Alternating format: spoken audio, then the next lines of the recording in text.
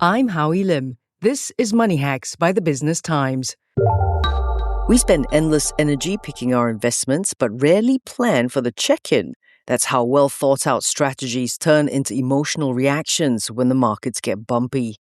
True wealth management demands as much discipline in reviewing our portfolios as we put into building them. So how do we distinguish market noise from a genuine signal to pivot? Welcome to Money Hacks. I'm Howie Lim. And joining us is Ritesh Ganeriwal, Head of Investment Strategy at SIFE, and Kenneth Chan, Associate Financial Planner at Phillip Capital. Let's get into it. If knowing when to stay the course or switch gears is every bit as important as the initial investment, why do we spend so much energy on the where to invest part and almost none on the when to get out or review part, Kenneth? Hi, thanks for having me. For many of us investors, the buying feels like a clearer decision in general. We always talk about things like what to buy, when to enter, and how to invest. But these decisions are very immediate and they also constantly come with a compelling story. But reviewing the investment later is less straightforward because the appropriate response could be like, to hold whether I should sell or should I rebalance, should I exit. A lot of times we are also governed by fear. And we are always very afraid that if we sell too early, we may end up not catching the growth in the stock in the later part of maybe a bull run. So being concentrated on the emotion actually causes us to hold out our bad investment, even though some of the example is that we may lose up to like 90% of the value and then we're still holding for a rebound. But sometimes even when we ask, why are we still holding on to this investment? We just hope that eventually it will recover without actually understanding why it will recover or how it can recover. And Ritesh, what are those big red flags that should actually make an investor sit down and rethink their entire strategy? I would look for three changes. Number one, your goal, your risk appetite, and number three, the underlying facts. Has the goal changed? If you think about something that you invested for 20 years and suddenly that has changed to buying a house in 2 years, the 20-year probably was for your retirement. The house is a 2-year time horizon. And that is not a market view. It's a fundamental change in the job that the money needs to perform. The way you invest for something 20 years will be very different than the way you invest for 2 years. Second is, has your risk appetite changed? And that can happen because of personal circumstances changing, but it can also happen because of portfolio drifts. A portfolio that began with like a 60-40 allocation to equity and bonds can over time become 70 to 75% equity after a strong equity rally. You never chose to actually add the additional risk, but you now have that risk to live with. Number three, have the facts behind the investments changed as well? For example, if you own a stock because it had some competitive advantage, but if that advantage is disappearing, the thesis actually needs a reconsideration. Similarly, if you are buying into a fund for a particular process that the manager follows, but the manager has now abandoned that process, that is also significant. So what is not automatically a red flag is a market correction, right? One disappointing quarter or a frightening kind of like headline that we see does not mean you need to change allocations right away. But how do we tell the difference between just another bad week in the markets and a genuine reason to pivot your portfolio, Kenneth? More importantly, because nowadays there is news everywhere. And sometimes these news are not even verified sources, right? So when we are being bombarded with a lot of information, it's very important to take a step back and focus on your investment objective than just hearing all this market noise and market news that's going on out there. Because you tend to create a lot of fear or greed, depending on the market condition, where you feel that you are losing out the FOMO of not investing in this particular investment, this particular sector. And you are actually guided a lot by, again, emotions rather than your original investment objective, which may also come on to be regrets later when, let's say, the market swing in the opposite direction. It's important that you take a look at your portfolio risk to see that if there's anything that changed. If ultimately nothing of the current events or news that you hear recently has any material impact on your portfolio, then it's best sometimes not to trade or make any changes to it. Very important thing is that while you're working with your own portfolio, right, it's important to have a trusted person that you can work with or share this information with. Because if you're just doing it alone, there is a tendency that you have self-enforced bias. And this may lead to you making decisions that may or may not really benefit you. Okay. Then there is a check by date for our goals, is there? When should we be asking if our portfolio still matches who we are and what we want?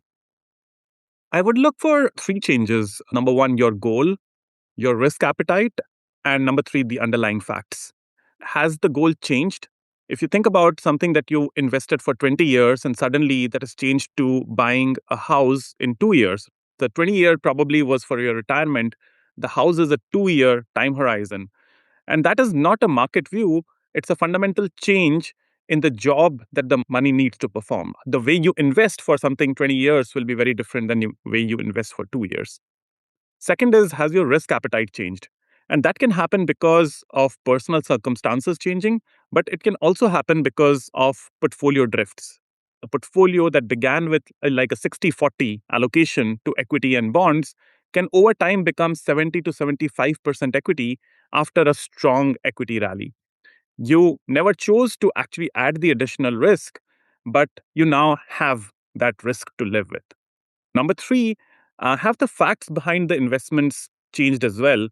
For example, if you own a stock because it had some competitive advantage, but if that advantage is disappearing, the thesis actually needs a reconsideration. Similarly, if you are buying into a fund for a particular process that the manager follows, but the manager has now abandoned that process, that is also significant.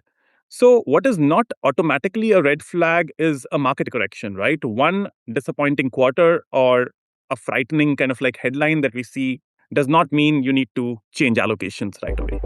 Still to come, how much help should we get from advisors? And can we ever choose to do nothing? Who has the time, right? More with Ritesh Ganeriwal from Saif and Kenneth Chan from Phillip Capital in a moment. Market Focus Weekly, now hosted by Howie Lim. A sharp weekly deep dive into what's moving markets in Singapore and across the region. With analysts and market insiders to break down the forces shaping the week ahead. New episodes every Friday, powered by the journalism of the Business Times. Find Market Focus Weekly wherever you get your podcasts.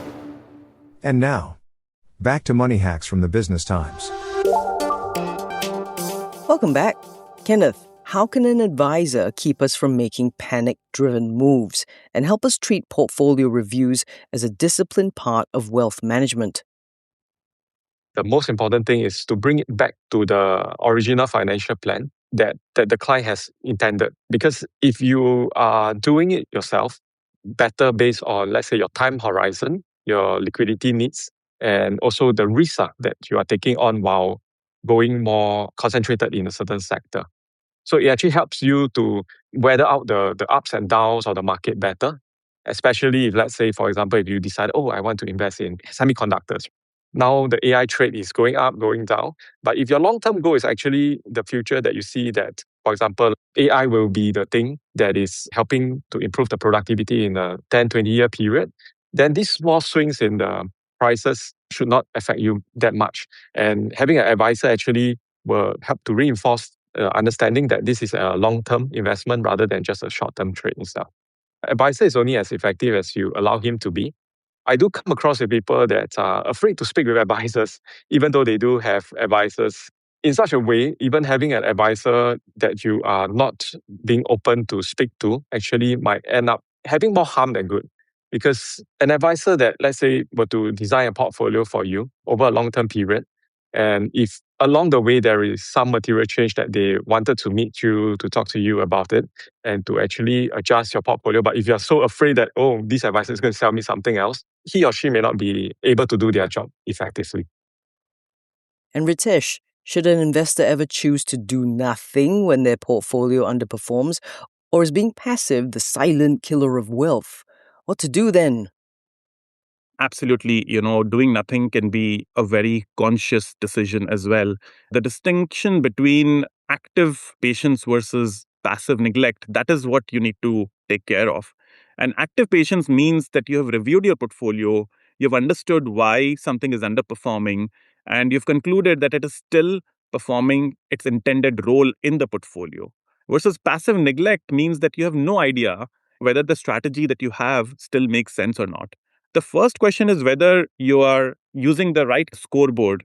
You would not drop someone in your team just because they did not score goals. Maybe he's a defender, his role is different. Similarly, on a portfolio allocation basis, a bond allocation, for example, is a defensive strategy, and it may underperform compared to, say, a NASDAQ index, which is heavily loaded on technology stocks and has been rallying consistently. But that does not mean that this bond allocation has totally failed. It may be there to generate income and cushion the portfolio when the equities actually fall.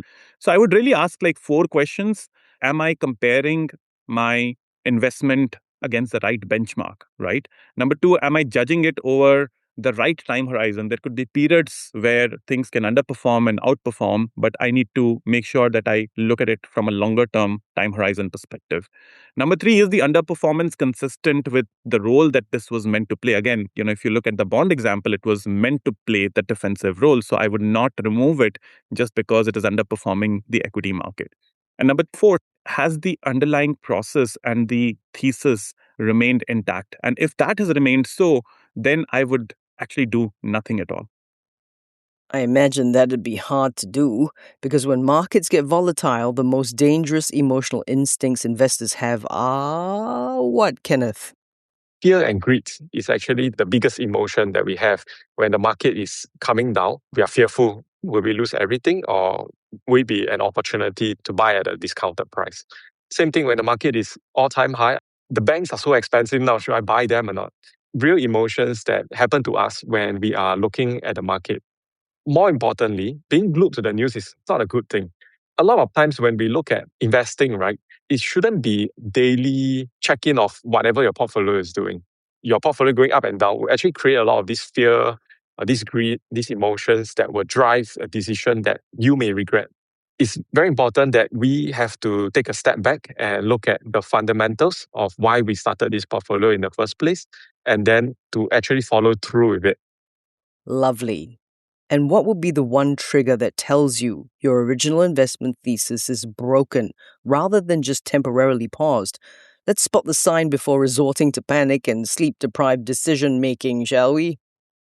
When you start investing, you should be able to answer a few questions. Why are you owning a certain investment? Why do you want to own that certain investment? Number two, would you change your mind if something happens? These are two blank questions that you need to fill in and make sure that you're able to answer them. The second sentence is actually very important because it kind of defines the evidence before emotion enters the picture. Take artificial intelligence today, right? The long-term transformation that it is intended to generate is actually real. But if you look at 2026, the hyperscaler capital expenditure has risen to around 800 billion US dollars. And it is absorbing a very high share of operating cash flow.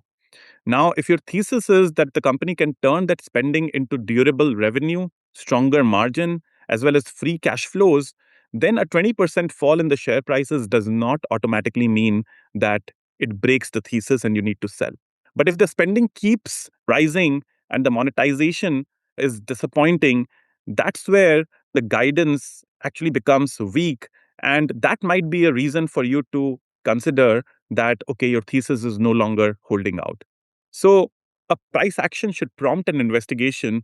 It should not really deliver the end verdict. And this is also why we prefer selection through very small research-backed positions rather than making one heroic home run bet.